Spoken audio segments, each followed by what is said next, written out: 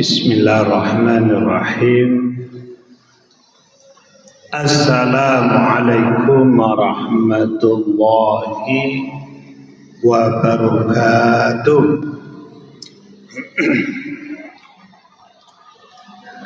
Alhamdulillah wa syukurillah wa la hawla wa la quwwata illa billah.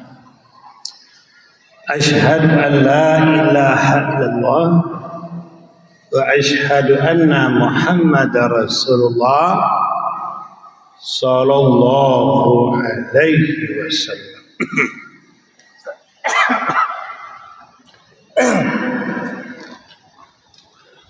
A'udzu billahi minasyaitonir rajim.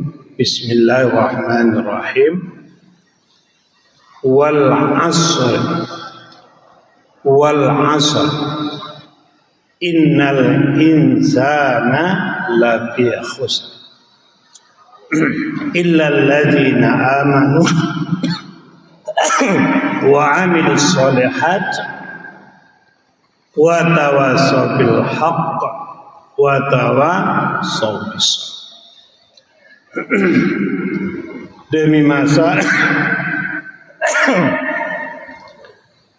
Demi masa sesungguhnya manusia pasti dalam keadaan merugi, kecuali orang-orang yang beriman dan beramal soleh, dan orang-orang yang saling nasihat akan kebenaran dan saling nasihat akan kesabaran.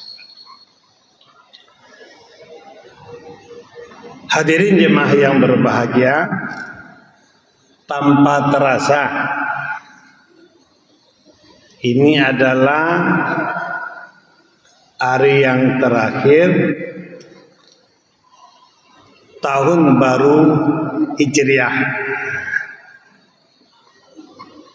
1447 Hijriah, dan insya Allah nanti asar pergantian kita akan masuk kepada tahun baru Hijriah 1448. Tanpa terasa menjadi suatu kebiasaan bagi kita, setiap pergantian tahun itu kita muhasabah diri. Wal tanzur nafsum ma qaddamat lighad. Hendaklah setiap diri mengevaluasi, mengintrospeksi diri, apa yang sudah dilakukan sekarang ini kira-kira sudah mendatangkan manfaat untuk hari esok. Ibaratkan kita berdagang, tentu sesekali kita hitung dagangan kita untung atau rugi. Kadang-kadang kita terjebak, dirasa kita sudah beruntung, tapi setelah dihitung ternyata rugi. Jadi makanya perlu kehati-hatian. Kalau di dalam surat Al-Asr tadi jelas sekali tugas kita. Kalau kita ingin jadi orang yang beruntung, 4 saja. Yang pertama adalah orang yang beriman. Orang yang menjaga imannya selalu beruntung. Yang kedua, orang yang beramal soleh selalu beruntung. Yang ketiga, orang yang saling nasihat akan kebenaran selalu beruntung. Dan yang keempat, orang yang senantiasa saling nasihat akan kesabaran. Jadi sederhana sekali kalau kita ingin mengevaluasi kehidupan kita. Lihat bagaimana kualitas iman kita, lihat bagaimana kualitas amal saleh kita, lihat bagaimana keikutsertaan kita dalam mengemban dakwah menyampaikan kebenaran, Lalu bagaimana kita saling menyabarkan dalam kehidupan sehari-hari. Ayat ini seiring dengan pesan Rasul. Ijtanim khamsan qabla khamsin. Ingat yang 5 sebelum datang yang 5. Ingat yang 5 sebelum datang yang 5. Yang pertama apa? Hayataka qabla mautik. Ingat waktu hidup engkau sebelum datang waktu mati. Kullu nafsin zaikatul maut. Setiap yang bernyawa pasti akan merasakan mati. Qul innal mautal ladzi tafirruna minhu fa innahu mulaqikum. Katakan hai Muhammad, bagaimanapun kalian lari dari kematian, kematian pasti menjumpaimu.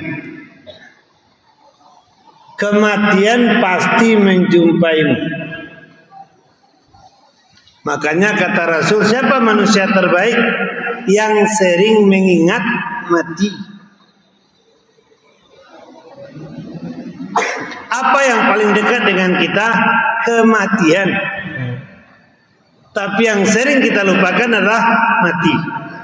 Aneh kan? Manusia terbaik yang sering mengingat mati, yang dekat dengan kita adalah kematian, tapi yang sering kita lupakan adalah kematian itu sendiri. Harusnya kan kita setiap saat menyambut kematian. Wala tamutunna illa wa antum muslimun. Janganlah kalian mati kecuali benar-benar sebagai seorang muslim. Berarti bagaimana kita sekarang mengevaluasi kemusliman kita itu betul-betul apa tidak? Udkhulu fi silmi kafah. Masuklah ke dalam Islam secara menyeluruh. Jangan tanggung-tanggung. Luruskan niat kita. Benarkan tata cara kehidupan kita sesuai dengan syariat.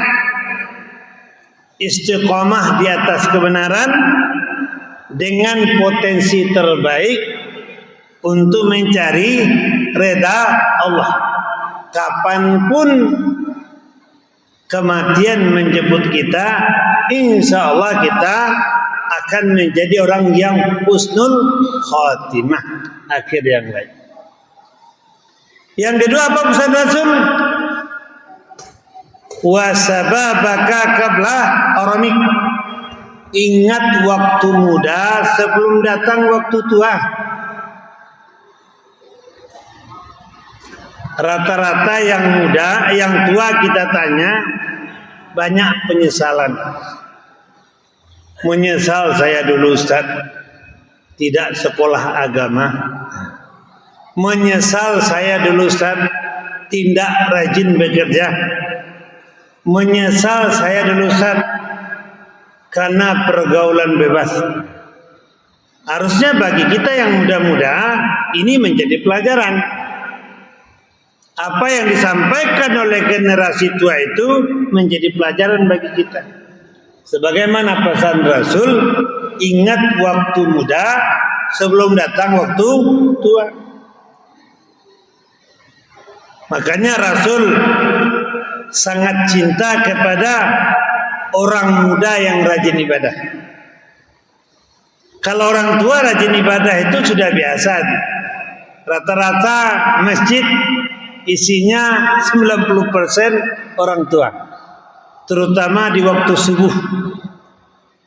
Jarang kita menemukan anak-anak muda.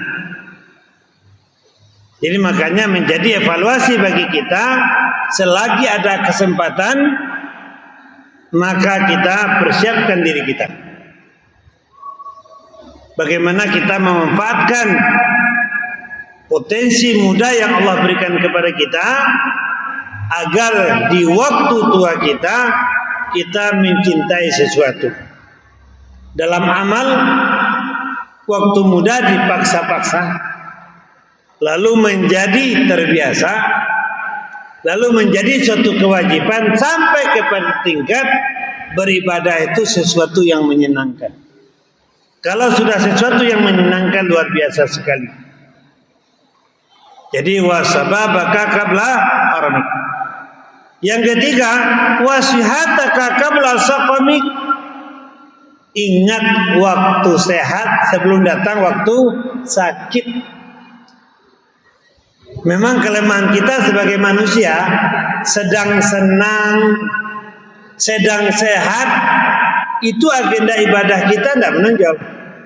Justru kalau sudah sakit, diusahakan bangun malam, diusahakan baca Al-Quran, diusahakan ibadah yang macam-macam. Ibadah sedang sakit mana sempurna? Berdiri saja sudah goyang, duduk juga pusing, tidur saja tidak nyaman.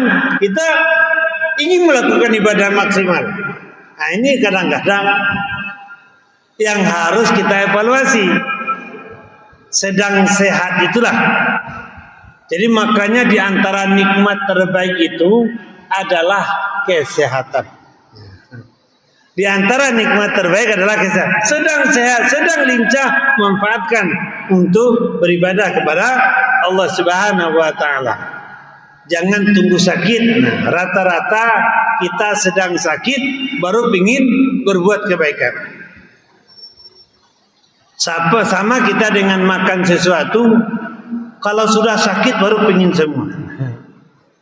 Nah, kita kadang-kadang salah juga. Nengok kawan sedang sakit, dibawa yang enak-enak, tidak termakan.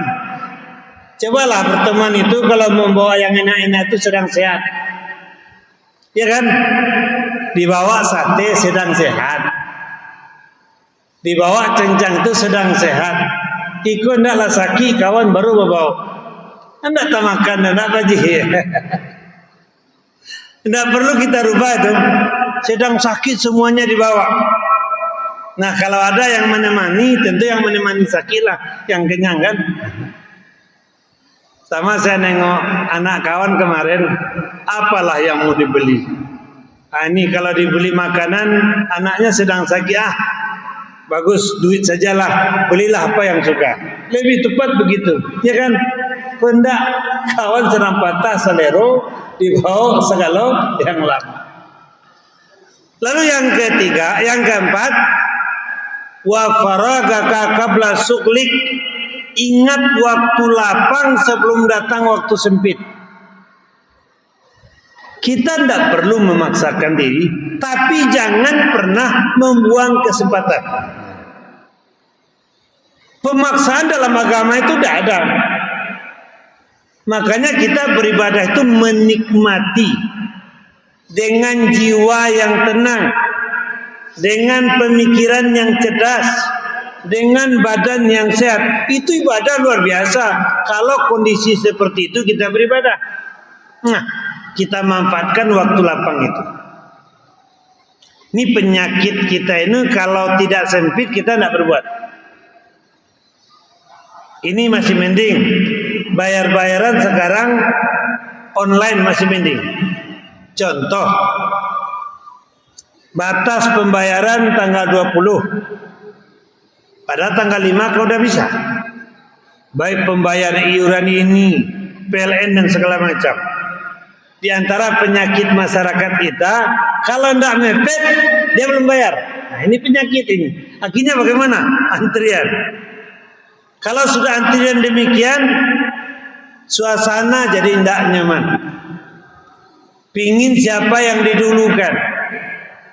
Pingin juga mencari kenalan. Akhirnya terjadi sesuatu yang tidak diinginkan. Nah, makanya Rasul berpesan kepada kita, manfaatkan waktu lapang sebelum datang waktu sempit. Kita nyantai. Jadi makanya hidup itu punya manajemen. Di antaranya adalah manajemen waktu. Jadi kita dengan senang, dengan teratur melakukan segala sesuatu. Jadi tidak ada yang buru-buru. Nah, kita cenderung kalau sudah buru-buru, udah hati gelisah, pemikiran juga tidak sehat, bahkan kekuatan fisik kita juga dipertanyakan. Lalu yang terakhir pesan Rasul apa? Waginaka qabla faqrik. Ingat waktu kaya sebelum datang waktu miskin. Rata-rata kita melewati masa-masa kalaupun tidak kaya raya minimal berduit lah. Kalau sedang tidak ada duit, itu keinginan baiknya banyak. Saya kalau ada duit sedekah, saya kalau ada duit begini, saya akan berinfak, saya akan berwakaf. Apalagi sudah disebutkan pantangan bagi iblis. Kita berniat ibadah kita sebutkan, tapi tidak langsung dikerjakan. Itu bisa tidak jadi. Itu bisa gagal. Karena pantangan bagi iblis, kita berniat beribadah, tidak segera kita lakukan, kita ulur waktunya. Di sanalah iblis itu bermain. Jangan sekarang, masih bisa dimanfaatkan. Jangan sekarang, itu masih bisa diputarkan. Nah, akhirnya bagaimana? Duit itu habis. Sehingga ada yang kemarin bertanya, Ustaz, ambu zakat tahun dulu lu bayar lah. Nah, ini kan kezaliman nih.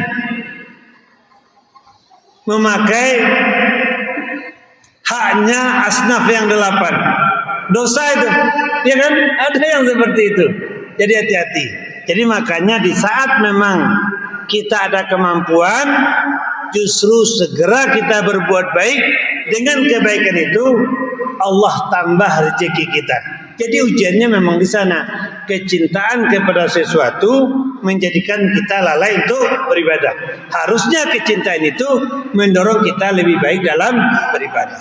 Jadi hadirin jemaah yang berbahagia, mari kita berpikir untuk mengevaluasi ibadah kita di akhir tahun ini, karena nanti sore pergantian tahun baru Hijriah 1448 Hijriah. Makanya selamat menempuh tahun baru, dan kita memang bergembira di tahun baru Islam ini agar memang suasana kita lebih baik untuk kebahagiaan dunia dan akhirat. Banyak maaf, wabillahi taufiq wal hidayah. Assalamualaikum warahmatullahi wabarakatuh.